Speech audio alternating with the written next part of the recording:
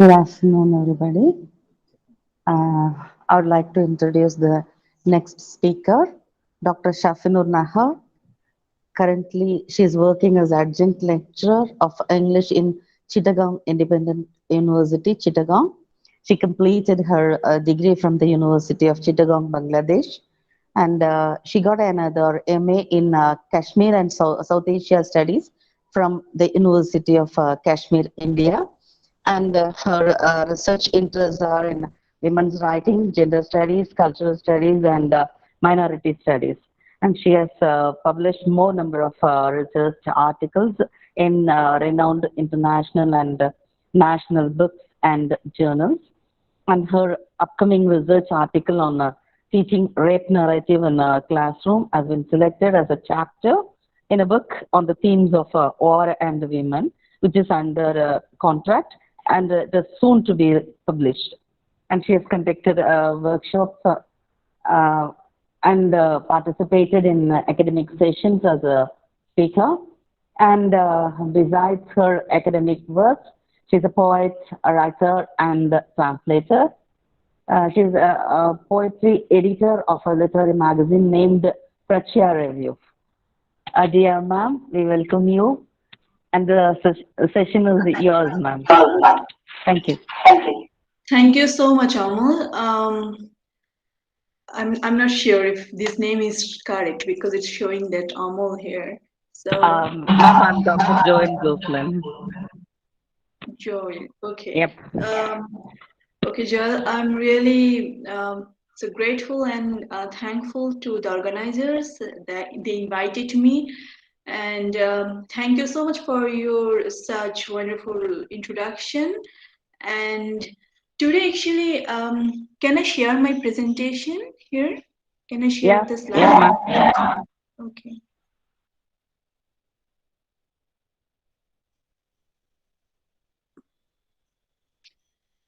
So today I'm going to talk about the representation of women in the birdcatcher and other stories, a post-colonial feminist analysis. So I will actually explain it from the post-colonial feminist point of view.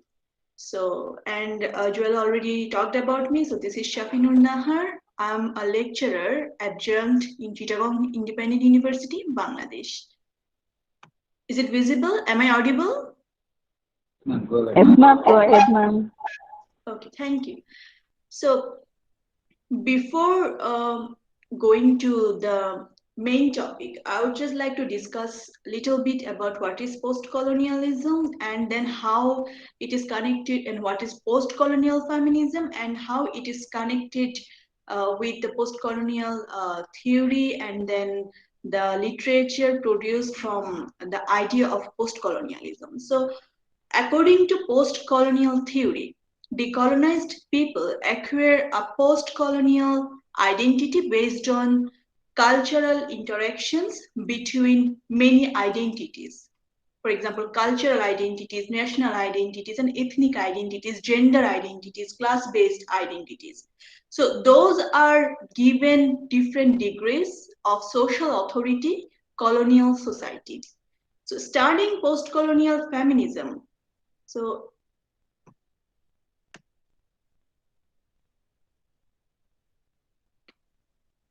studying post-colonial feminism, it focuses on portraying women in formerly colonized countries and Western locals, and how gender distinctions are constructed and represented in colonial and anti-colonial discourses.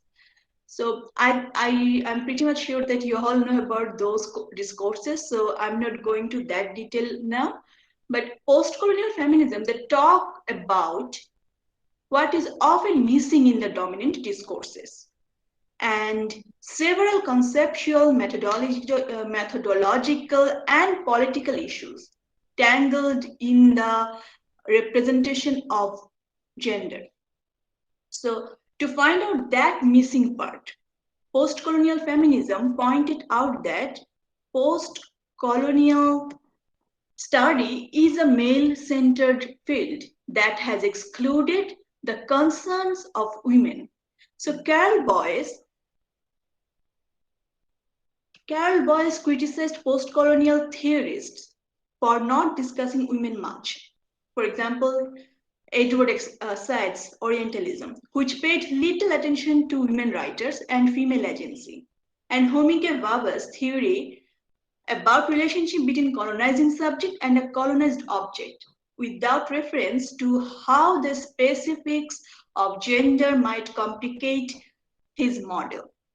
But Chandra Talpade Mohanty in 1984, in her famous article, Under Western Eyes, Feminist Scholarship and Colonial Discourses, criticized Western feminism for colonizing third world women from their political and economic aspects. So this was the problem of the Western feminism that always tried to discuss issues from their own perspective, from their political and social aspect, not from the things or from the issues faced by the women from their own home or at their land, what they're facing. So Chandra Talpade Mohanty, she criticized that one, and that one again, Gayatri Chakraborty Spivak in 1988, we all know about her very famous article that Can the Subaltern Speak, which actually discussed how Western colonial idea generalized South Asian brown women's plight that needs to be saved by white men from brown men. So here, the second wave feminists or the post-colonial theorists, they actually, or colonial theorists actually, that they actually showed that how South Asian brown women, they are kind of victim always, and the brown men are kind of demon, and white men are the saviors or the gods. So this idea is a problematic idea, and this was criticized by Spivak, Mohanty, and others as well. So similarly, white Western feminists, who are actually second wave feminists, they consider themselves as the savior to Eastern women. In that way, when they discuss about the feminist issues or South Asian feminist issues, they also consider themselves as a savior. And in that point of view, it clearly shows the idea of colonizing and hierarchy over South Asian women. So that post-colonial feminism was more about resisting the idea of second wave Eastern colonial feminism at its start, but later it started questioning other post-colonial ideas regarding women representation, gender role, religion, culture, environment, and diaspora in many feminist issues. So the ethnic, cultural, and historical disparities between women in the global south are ignored by Western feminist ideology. On the other hand, post-colonial feminism draws our attention to the power dynamics between the global north and the diaspora, in relations within diasporas and between diaspora, home, and host country through gender or women representation in post-colonial diaspora literature. So,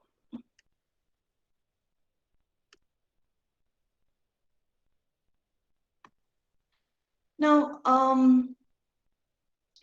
relationship between post-colonialism and feminism. What is that? Why we are talking about them in different way? Why are we not saying that post-colonial feminism and post-colonialism are the same thing? They are not same thing, but in some ways they are same, because both groups are powerless. They discuss about the powerless, exploited, and they have a subordinate position in society. Feminist and post-colonial discourses both seek to reinstate the marginalized in the face of dominant and early feminist theory, like early nationalist post-colonialism sought to invert the structures of domination. So we observe the new ways of thinking in post-colonial diaspora women writing. So which was kind of undiscussed in previous post-colonial theories, but later post-colonial theories even started talking about post-colonial diaspora human writings, so which actually have emerged due to the elements of cosmopolitanism and transcultural cordiality. Singular and plural coverage includes non-Euro geographies and new landscapes, as well as local issues and representations. Now, one thing, if we see the male writers who first started writing about the non-Euro geographies or new landscapes or diaspora literature, they described women from their point of view. But when women writers started writing, or women literature, they started getting the recognition from the critics. We find that there is a very sharp difference between describing women. Okay, so here lies actually how the post-colonial female diaspora writers represent their own female identity. For example, among the South Asian post-colonial diaspora writers, Kiran Desai, Monica Ali, Tahmima Anam, Suraya Khan, Kamila Shamsi, or Amina Hussain, and Jhumpa Lahiri, they are significant as they have addressed the issues of globalization, migration, post-colonial feminism, cosmopolitanism, conflict, violence, religion, and geographic space in their writings. So we can see that they have represented all the issues, and also they related those issues with female identity. And then in their writing, we see the representation of cultural and religious identity crisis in diaspora, what actually women face, and living in memory. And that living in memory, that is a significant feature in post-colonial diaspora literature. So, so this is what we find in their writings. So representation of female identity is a dominant factor in their writing. Furthermore, this is so different from the description of female identity in male writers' writings, as I said earlier. The dominant trends in South Asian female diaspora writing is living in memory, or the crisis, identity crisis. So here, when this is the trend, or this is the way South Asian female diaspora writing deals with, then what actually Bangladeshi women diaspora literature does, and what is the difference between the South Asian women diaspora and the Bangladeshi women diaspora. So Bangladeshi women diaspora literature, it was not very old old literature, you can say, because after Monica Ali, especially Bangladeshi women diaspora literature, this is a I mean, this is getting the recognition in the world literature. So also after her, we get to know about Tahmima Anam, and then we got to know about the Fauzia Hasnat, and there are many others, women writers, poets, Shami Majid, and others. So we know that there are many Bangladeshi diaspora writers and poets who were writing their own stories, and which is not actually the same as Indian literature or like Pakistani literature, though we all have some similar past, we all share similar culture in some extent, and also we all have the same kind of religious crisis or cultural crisis. But Bangladeshi diaspora literature is little different, because Bangladeshi culture, it's not wholly matches with India or Pakistan. So what is the ideas, or what are those trends that deal by Bangladeshi women diaspora literature? They basically deal the Bangladeshi nationalism through and after the liberation war in the eyes of the female protagonist. And we see it in Tahmima Anam's Good Muslim, Golden Age, in these two books. So, and the exception to this trend, Fauzia Hasnat, a Bangladeshi American writer, in her short story collection, The Birdcatcher and Other Stories, where she unveils the lives of Bangladeshi women and non binary children as conditioned by patriarchal ideology and social and religious culture, both at home and abroad. So, this is how we see the Bangladeshi women diaspora literature. They are dealing with issues which actually are current issues or global issues, we can say. Now, I'd like to little talk about Faiza Hasna before going to the main topic. So, Faiza Hasnat, she is an author, academic, and translator. She was born in Bangladesh. Her fiction, non-fiction, and translation works are nationally and internationally published in numerous journals and anthologies. Her academic books and translation works have been published by renowned publishers, both at home and abroad. So, but she is mostly famous as translator. And her Birdcatcher, it was published from a feminist press, and then it got huge praise, appreciation from American media, I can say.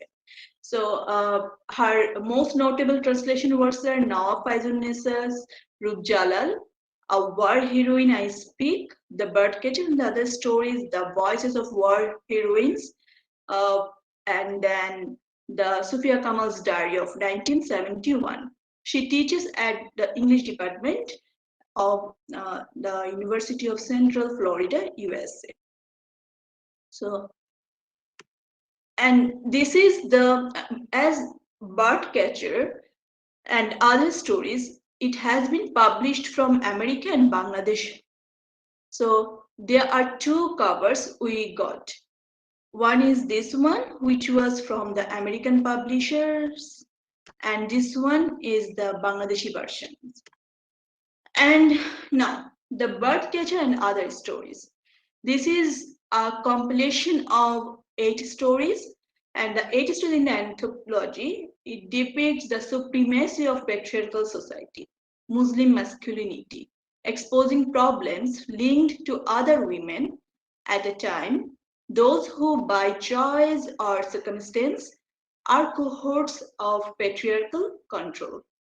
So while Monica Ali's work depicts the dreams and nightmares of immigrant life in London, Anam's book is centered in Dhaka in the 1980s, especially from 1970s to 1980s.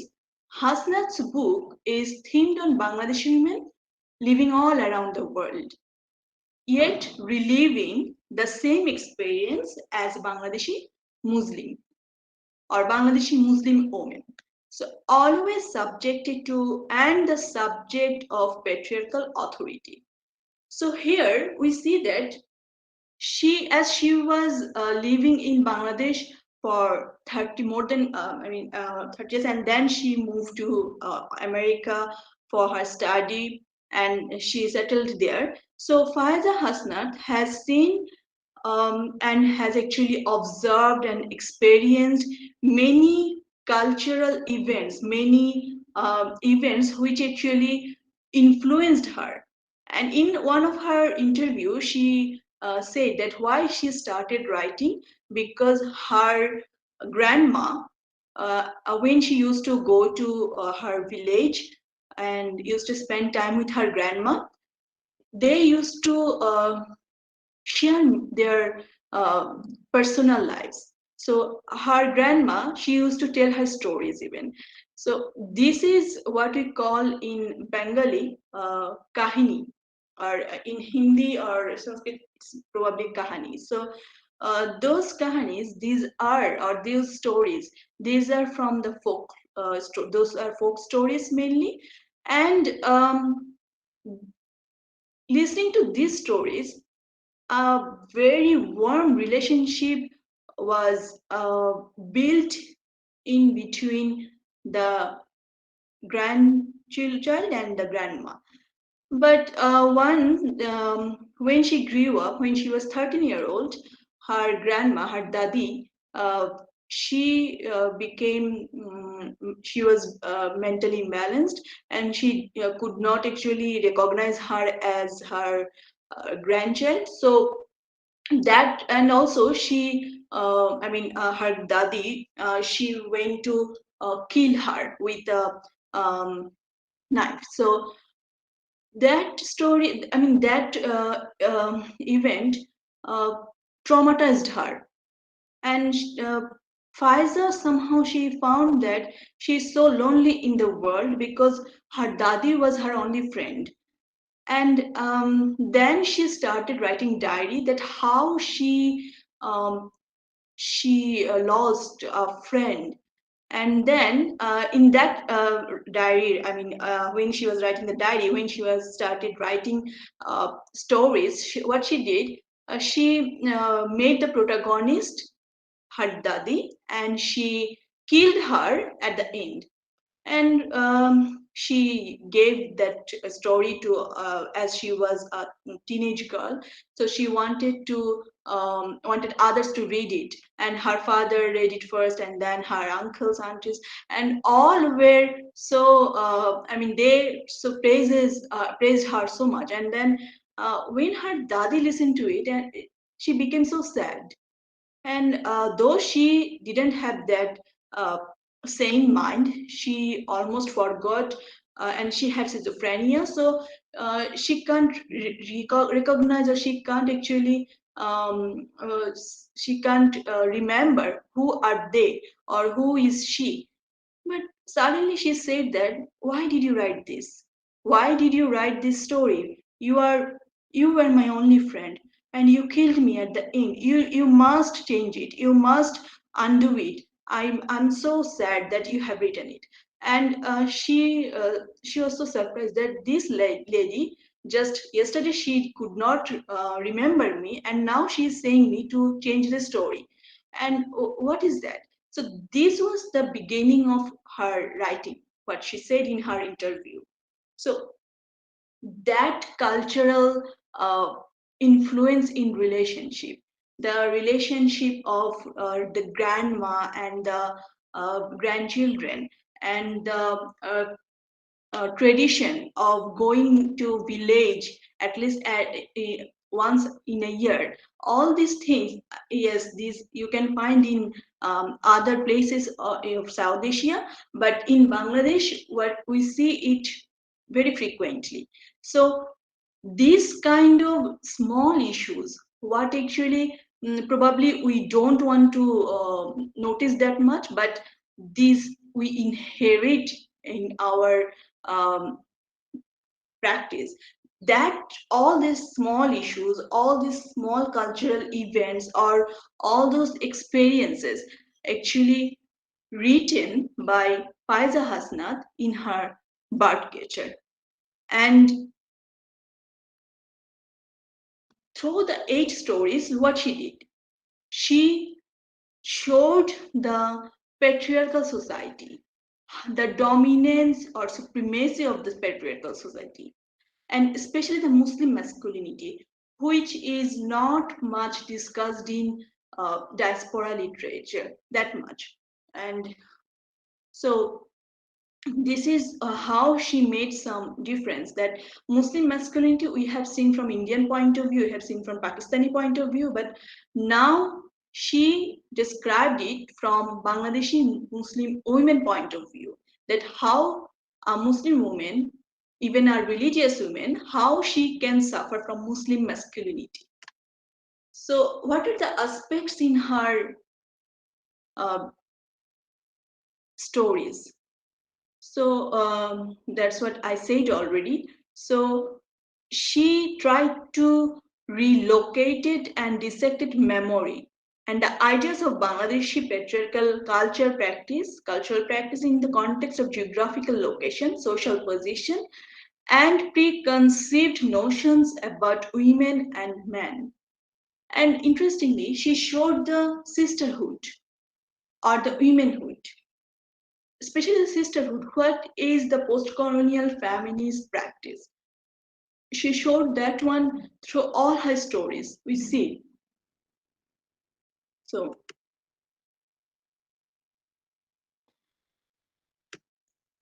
now you see here the first story, the animal's wife.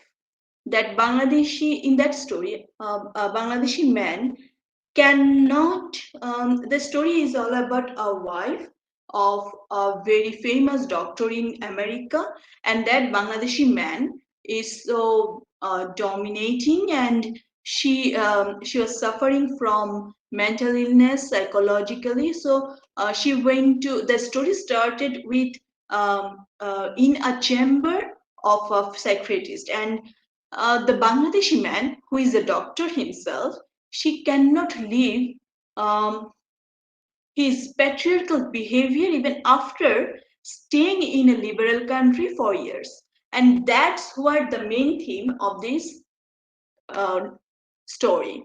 So in this story, the woman is under treatment of the psychiatrist, and the psychiatrist, who is a female, asked the husband of the patient to leave the room, to leave them alone. And the man immediately, his reaction was like, but I'm a doctor myself, and she is my wife, and I have every right. So this shows clearly that the Bangladeshi Muslim man, or the who actually is a patriarchal man, he cannot leave his wife alone with Dr. Even, because he doesn't want her to say some secret to him. I so to say some secret to the psychiatrist. So he is somehow claiming that as I'm a doctor, I can also hear what you both are talking about. So and I have every right. So this right is not only patriarchal right. This right is not only cultural right. This right is not only they got or they achieved because of their marriage, but this right established by the religion itself. So this statement perfectly expresses the Muslim masculinity and Bangladeshi patriarchal culture, where the wife is considered property. However, at the same time, we find out the story is a criticism to Western people. The woman, she mocks their limitation of ideas in considering all brown as Indian. And here we find the criticism of post-colonial feminism reflected. So the story is mostly about a monologue that the woman, she's speaking of her mind, what is going on, and she is remembering her past, her giving birth to her first child, and how she suffered a lot, and how she came to America. All those things she was saying to herself. And it says about how the woman feels and gets abused by the patriarchal Bangladeshi cultural practice. Though the practice shows affection, that everyone is worried about women's safety, and but in their own way, like everyone is saying that the woman once saying to the doctor that, yes, I know everyone is worried about my safety, and they are doing it for my goodness, but the thing is that I'm not happy with that.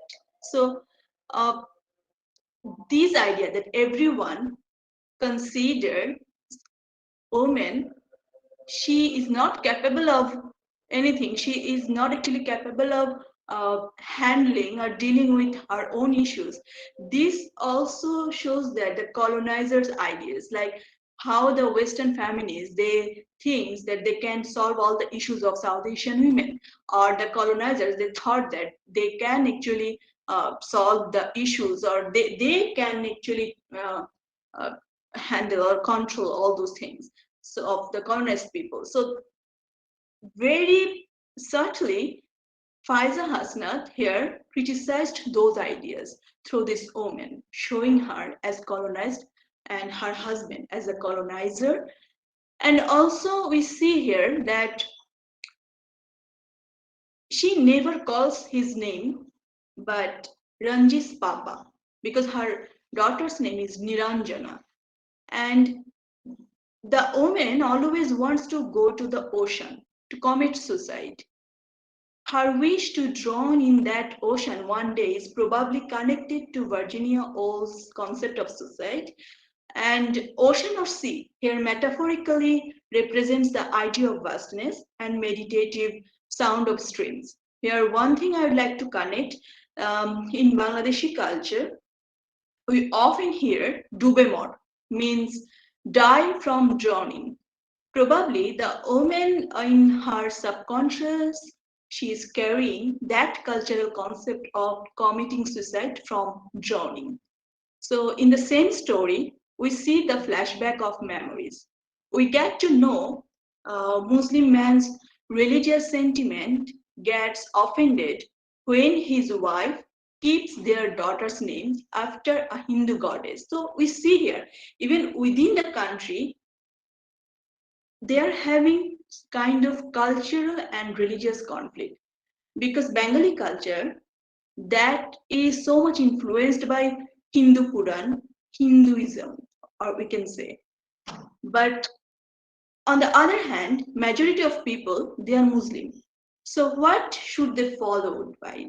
What should they follow? What should they accept their culture, which is mostly influenced by Hinduism, or should they go for uh, uh, following the strict Islam? So this crisis actually causes kind of identity crisis within the country and even outside the country. So this conflict, inner conflict, it also shows here in this story. So when we see that when she kept her daughter's name after a Hindu goddess, Durga. I mean, Niranjana is another name of Durga. So through the naming even, we see that the husband, he can't accept the name as a Bangla name because he thought that it's a Hindu name. As a Muslim, we should not keep our daughter's name a Hindu name. So we see how the protagonist fights against the Muslim masculinity, which represents the social religious mindset in Bangladesh. So we see most of the time that females, as Partha Chatterjee also mentioned, on that women are the actually carriers of the culture and religion. They actually both somehow they carry out all those things together in wherever they are. And we see the same thing in Brick Lane. In Brick Lane, Nazneen, she is a pious Muslim. She likes to do parda and other things, but again she loves to wear shari. So that shari, wearing shari, that actually represents her cultural identity. But when she prays, when she does her namaz and other things, so in this is her religious identity. And then again, we see that when she is in London, she always remembers her past, where religion is less dominant, but culture is mostly dominant. And the same thing we find in this story of Faiza Hasnat, that the wife, she is suffering mental trauma, and also the trauma, it was happened because of the husband, because of the family abused her, and because she was not empowered, she couldn't make any decision, and her resistance she showed only through naming her daughter because she feels herself a culturally rich or cultural being here. So again, we see that women, they are how they mock, even how they sometimes mock seeing others' double standard behavior. When her husband chose to live in America, a non-Islamic country, where the mosque is not available, he also wanted to get buried in a cemetery by a mosque. For such double standard behavior of her husband, she makes a sarcasm. All we have to do is live the American dream and die like true Muslims. So, like, as a Muslim, you want to follow all the Islamic rules. You don't want to keep your daughter's name a Hindu name, but you want to live in a Christian country, which is a non-Islamic country. You want to get all the securities. You want to achieve all the American dream, but again, you want to die like true Muslim. So here, the national identity to become American, this is a dream, but also in their I mean in their heart what they I mean the man, they want to be, or they want to be that patriarchal Muslims, or that masculine Muslim. They cannot be that liberal even after living in that liberal society. So criticizing the husband and speaking of her mind, we see how strong and unique she is. Then we um,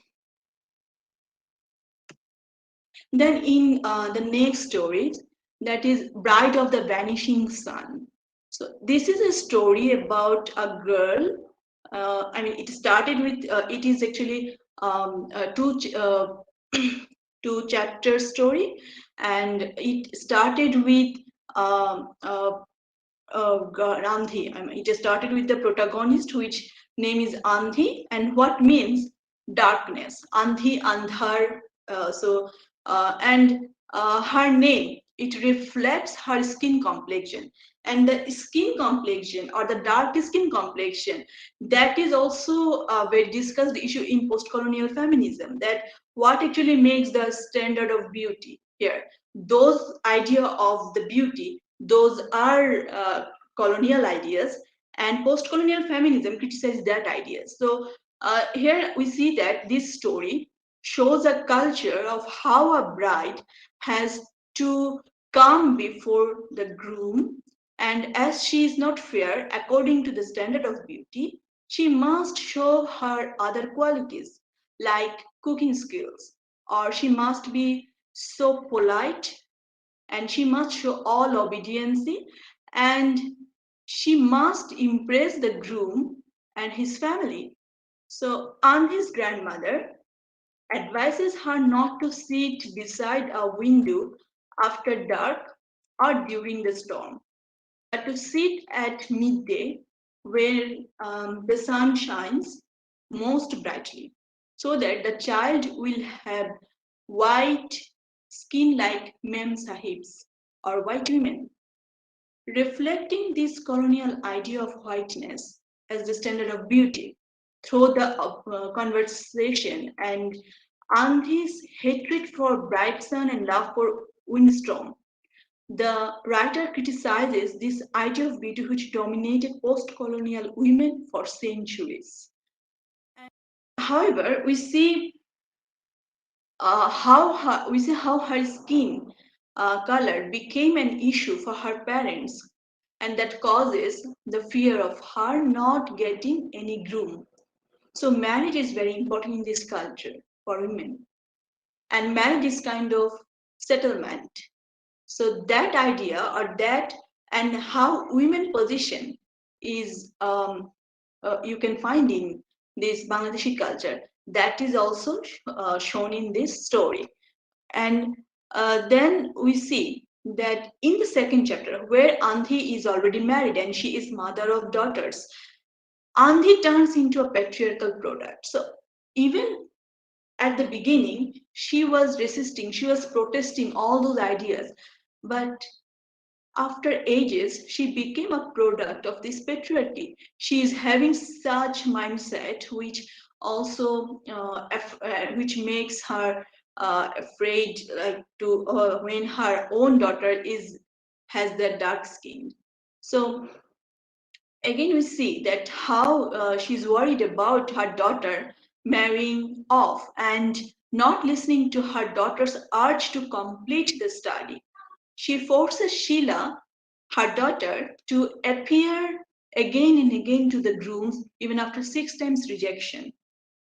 But Sheila's sister, Kea, who is fair lady. She says her, even her having a dark skin, she is the most beautiful and than others, and others are just blind to notice her beauty.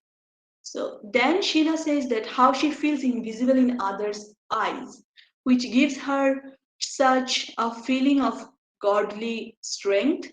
And this shows the idea of empathy through sisterhood. We find in post-colonial feminism that women hold hands and understand each other's pain more than anyone else. So such idea of sisterhood implies in another story, Mother Immigrant. In Mother Immigrant, this is a story of a mother who is living with her daughters and also daughter-in-laws in America, and post-colonial feminism that deals with female identity as for being women. So uh, first, and then being in diaspora. And the protagonist, Nur Jahan, of this story, she is an old woman who lives with her daughter and her struggle in America. This is actually the plot of the story. And sometimes she goes to the park where she makes friends to share her stories, share her experiences, and she makes friends with other foreigners, foreign women, though she doesn't know much English. But that didn't stop her to make friends. And this is actually, this shows how women, even they, without knowing the language, without not having any linguistic similarities or anything, just through expressions, just with those broken words, they can connect each other, they can share things. And this is how women in or women of the transnational women, they are powerful in this way. So this story is a true picture of what happens to our housewife mothers when they get old. They put through humiliation while they look after children of daughters or daughters-in-law. So when Nurjahan says she wants to go back to home, her daughter says, "You are home." And she says, "My real home. This country is not for old people like me." So, memory of home or searching for a home, which causes a kind of identity crisis, is a recurrent theme in post colonial literature. And that also we find in women representation. That when they are, however, home always seems a riddle for Bangladeshi women. They cannot say a home, their own home, instead in-laws home, baba's home, or the father's home or son's home. But among all these homes, they can't say this is my home. So that my home is missing. But yet here she is mentioning the home, the whole country is her home wherever she goes. So at the end of the story, you see that Nur Jahan protested against the way others treated her as an uneducated and weak persona. Then another prominent issues in what post-colonial feminism deals with, that is sexual violence, and also how the women they resist those violence. And sexual violence is a prominent theme in post-colonial feminist writing. Darkling and Listen is about a woman's body being abused as a means of reproduction. Make Me Your Sitter is a true representation of sexual violence against a girl bride. Through Motijan. Motijan is a protagonist of Make Me Your Sitter, who symbolizes motherhood. But again, we see how she shows a sisterhood with her daughter-in-law. We see how a woman, as a woman, Motijan, she is so powerful in the community, but at the same time, she is so powerless in the family. Motijan, the protagonist, she feels powerless when she can't stop her adult son from marrying and having sex with 13-year-old girl. She provides the girl with as much protection as possible given her circumstances, comfort, but not escape. This story shows women's inner power through resistance and resilience, and the condition of typical Bangladeshi women at home and outside. So the stories, all the stories, these stories are not only about what women experience in diaspora, but also what women experience in within the country.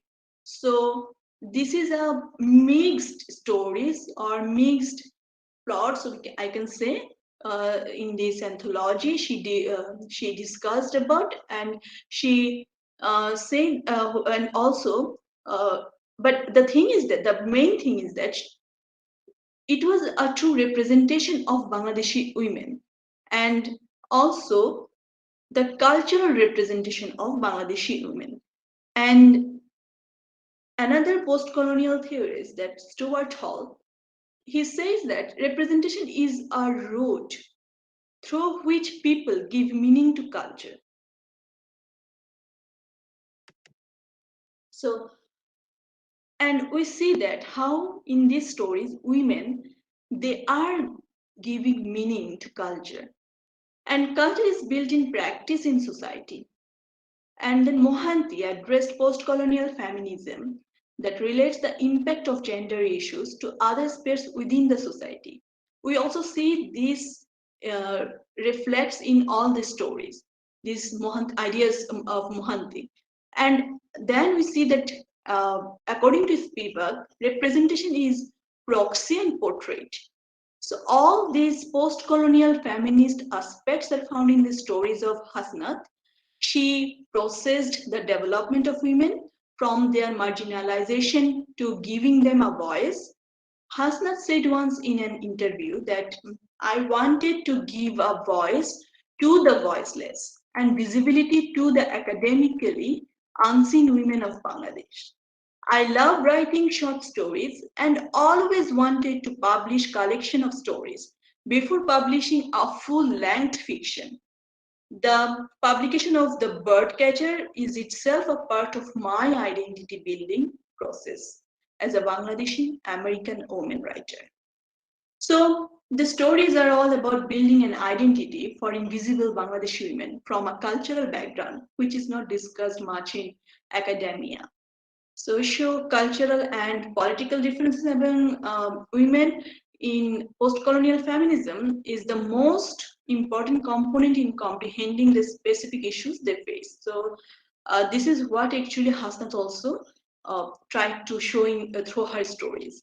The growth of female characters in the stories of Birdcatcher and other stories can be expertly commented on from a post-colonial feminist perspective, explaining through the socio-cultural and religious obstacles all female characters experience. So to conclude my uh, discussion, I'd just like to bring that issue that how Faiza Hasnat, she though she has talked about the Bangladeshi women within the country or in diaspora, but how she brought all the issues, all the feminist issues, those are discussed, those are kind of debate in post-colonial feminism.